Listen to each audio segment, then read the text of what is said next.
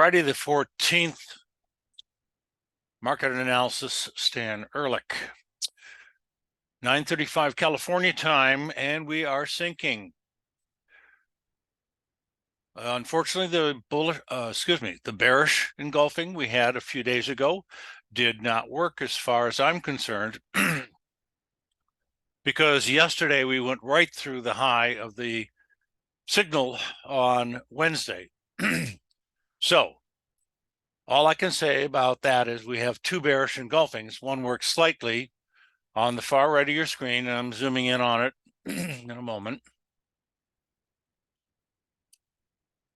The first one worked for a day and a half, and then it came back more than I expected, and all of a sudden had another bearish engulfing. That was Wednesday. Right away, Thursday, we make a higher high and a higher close, but still in an area of historical resistance. And this morning we got overbought again. And the high of which today is right against the top of that little zone I drew in, which encompasses highs and lows and a bunch of closes in a little blocky topping out formation since the middle of December, last couple of months. Not super profound, but so far, very interesting. Overbought and now down on the day, $2.50, not like it's a lot, but we've got a lot of time left. What happens if we start to get below yesterday's low? Now that's still a couple, 3-4 points away, something like that. So it's not real close, but it's not that far away either. Then we would have all of a sudden a third bearish ER red sell signal. And I would be getting again more enthusiastic about the downside correction, which I have been looking for quite a while, well, last week or two, because of gaps to close. And the gap occurred on the way up on March 29th for the spider. And the low of which would close the gap is at 396 3/4, let's say. So touching that in the next several days or a week or something like that, or a little longer even, would not be out of the question, but it's got to start coming down, and we don't see any lower lows in any previous days to speak of anymore. Plus, we had a new high and a new high close yesterday. So we're a little bit betwixt and between. Is it topping out because it's overbought in resistance and may have a reversal, premature on that? Or should we just stay neutral to bullish because it's making new highs and new high closes at the same time and ignoring previous sell signals? Well, that's the dilemma I've got at the moment, but I'm aware of that. And I know when I have to turn bullish, which is pretty much above today's high on a closing basis, because there is no significant resistance after that. And then you have a lot of support underneath you, but it's having a lot of trouble at the moment doing that. So if we start to get down to 7.5, 7 3/4 and stay there in the next day or two, or even today, of course, or even lower, obviously, that causes me to believe that this gap is going to get closed. Enough said about the spider at the moment. We're making new lows as I speak. We're down 2 3/4 for the morning. The Dow Jones Industrial Average, a DIA daily data chart, in a very, very wide, broad area of resistance going all the way back to November 9th or so. We are poking our heads up into pretty successfully so far over the last few weeks. But again, we're getting overbought. Now, this can exist, of course, for several days, even longer than that occasionally. But the overbought condition usually is resolved within 1, maybe 3 or 4 days. Now, this is the 4th day, not that it could be 5 or 6, since we've been overbought a second time. We were overbought a few days before that. My point here is we've got two bearish engulfings involved. Neither one of them worked. They tend to cluster at tops and bottoms sometimes. I'm kind of talking myself into thinking that maybe this is a little bit more important than I think, but right now, I just want these gaps to be closed and for the market to turn around and head north into new high ground, and that's still what I expect and still what I believe. but I got to figure out what's going on about this reversal situation, overbought and resistance combination QQQs. They are topping out possibly right smack in the area where they topped out only a week and a half or so ago when they were overbought at that time. We didn't quite get to overbought the last few days. Not that that has to happen, but we made a new high for a week or so, and now we're lower on the day some, and we're in the middle of yesterday's range. And even if it does have an outside down day bearish engulfing, it won't be an official sell signal because it didn't get overbought. But you've got yourself a little tiny double top, maybe with a bearish engulfing, all that good stuff. So I keep thinking of that kind of thing so far this morning. It's not necessarily going to happen. We could close on a rally and get right back up to higher on the day, which is obviously going to perpetuate my concern about ever closing the gaps below the market. And the QQQ has a gap to close also. And there it is down here, around 309 on the average. So none of which are that far down, closing those gaps, none of which creates a major change in trend or any major longer term sell signals as far as I'm concerned. So this is very tricky at the moment, in my opinion. Let's go to futures. Enough of that. Hey, the E-mini S&P turned yellow, as you would expect with the spider, and it's up against resistance, as you expect with the SPY. And it could have a bearish red engulfing today if it got lower than yesterday's lows. Maybe. But it's stalling out in the same resistance area. That's the more important thing at the moment. Next chart. Wheat. We caught the bottom so far. Now it's starting to rally. At least we're getting back up to the levels we were a couple of days ago without making a new low for the trend. So far, the ER buy signal is at the low of that move. I'd love to see this close stronger, quicker. And so far, there's a good possibility of that next chart. Bonds and 10-year notes are dropping sharply this morning. Implication is that rates on an extremely short-term basis are going up. When this trends down, rents trend up. So I'm not surprised. We did get a sell signal that's working very, very nicely on the bond market 2 days ago. So there's no ifs, ands, or buts about that great sell signal so far. And this is a very profound market, interest rates. So I'm bearish short term a little bit, not a big deal. Maybe only down to 129 and a few 64ths, 30 seconds, billionths, whatever. The point is around those lows that were back on March 22nd and March 29th.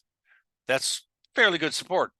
Now, there's a chance you could drop off even more than that, but I don't think it's going to get below 122. Next chart is 10-year notes. Resistance level stopped it again. Now, this is new lows for over a week. New low close probably. Not a downside breakout of any significance whatsoever. Actually kind of maybe even forming a pennant formation, sort of.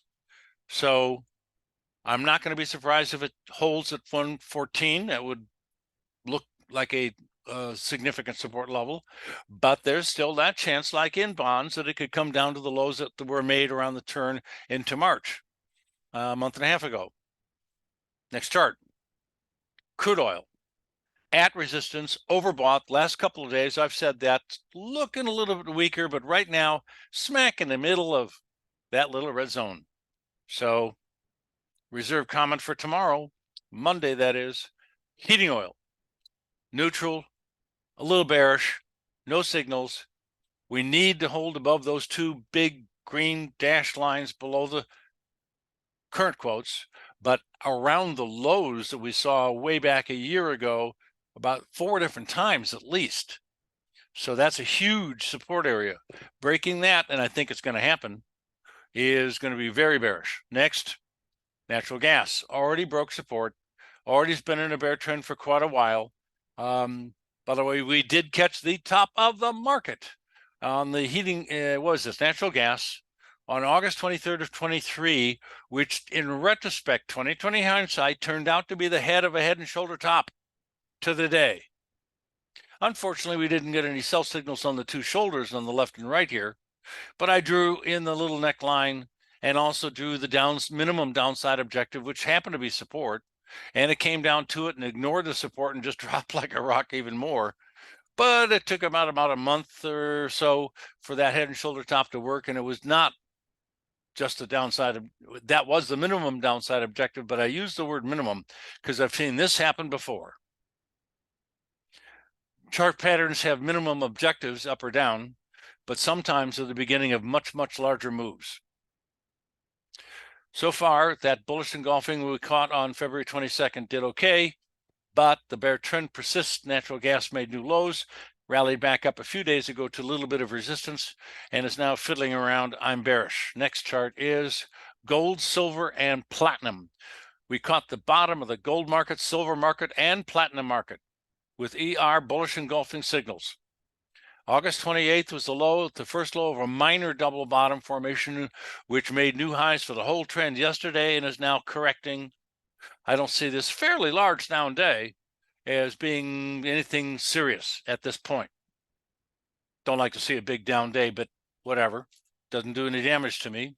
Now, I don't like the fact that we've got another bearish engulfing on the silver today, and it is the third bearish engulfing, kind of like maybe the S&P might turn into, bearish engulfing in a month. I told you they tend to cluster.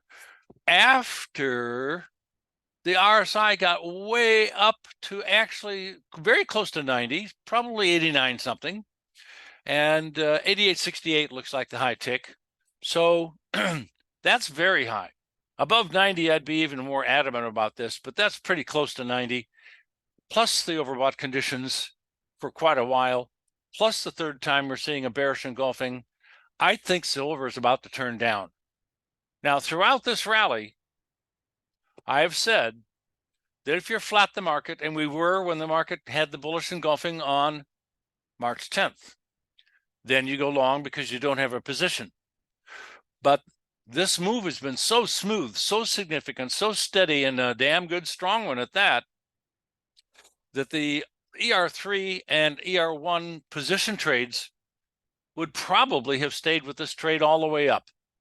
Therefore, we are still long from the bottom around 20. And what is happening here is I'm waiting for the STS, the smart trailing stop, to get hit, so we'll go flat. Now, the next sell signal, we would go short. But right now, there's a chance that this bearish signal might fail. But you've got dominoes on top of dominoes, so I'm getting much more optimistic that this is going to be a good sell signal. The size is even bigger, not that that matters all the time. Next chart, platinum. Overbought for the second day. We did get the bottom. It was a second low on a double bottom formation on February 27th. It is also overbought. All of this adds up to the precious metals markets look like they're trying to turn down. Next chart, high-grade copper. Also overbought, not that it's a precious metal. So I'm expecting, after it got up to some resistance, for this to be the high of this little rally. We're turning into a big neutral thing, but the longer-term trend is up. So I modestly favor a bull move. Next, soybeans. I said I was concerned about that previous buy signal that has worked modestly so far. So we got to start making new highs quick. Yesterday looked pretty close, but it closed lower after being up quite a bit. So soybeans got some problems. It's just got to get its rear end in gear right away in order for me to be happy about that buy signal. Otherwise, it made a little bit, and that's about it. Next chart is soybean oil. That buy signal a couple of weeks ago did make a little money for a couple of days, but again, these don't always turn into phenomenally good buy or sell signals, like this buy signal that we had on December 9th. That was really a good one. So I'm neutral to bearish. The buy signal failed.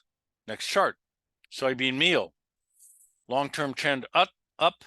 We've had a downside correction that got oversold. We did have a buy signal that did not work, but the market doesn't seem to be weakening too much so far. So I'm neutral to friendly. Next chart, corn, big sideways move. There was a previous pennant formation which broke out to the downside in a very classic bearish fashion. Big move down, closed near the low, broke the trend line completely, followed through the next day, started to get oversold, and again got oversold. Unfortunately, no buy signals. But on the last overbought rally, back up to resistance, we did get a sell signal. Didn't work very well. Made a little bit.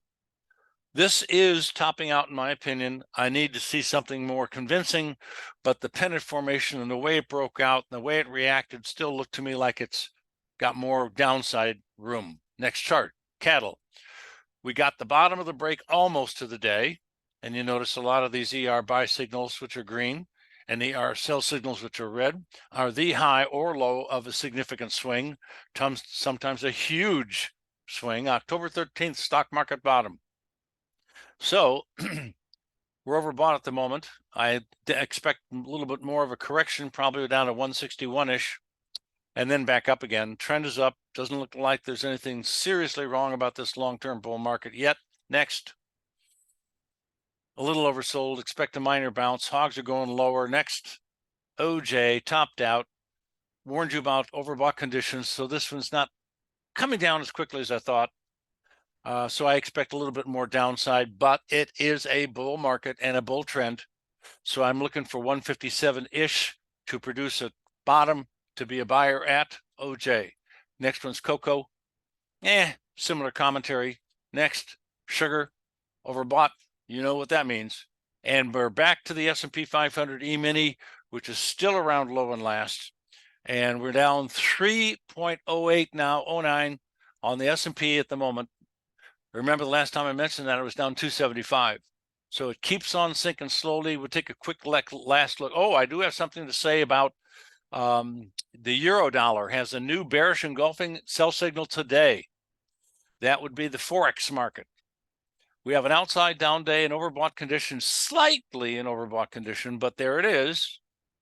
So it's generating a new sell signal on the euros after it got into, only by a fraction and not by very much and not by very convincing amounts, new high ground for many months, but it didn't stay there for long. And then wham, we get this outside bearish engulfing ER sell signal. This looks like a top. The risks are low. They're up to 1.10759 if you wish. And that would be the systems stop where new short sell signal for ER3 is not established quite yet because the market's still moving. And as long as this closes lower than yesterday's close, we got a new sell signal. And that's it for the euros and forex and indexes. I'm not going to mention the other group. So one last check on the spider, and that's the Q chart. And we are just coming back from a significant little down dip here. But again, you've got to get down below 407.30 in order to have a major, no, that's not quite right. That's not the low. Okay, you got to get below 408.70, the low of yesterday, in order to have a bearish engulfing turn red again. So you have a great day, great weekend. Monday, see ya.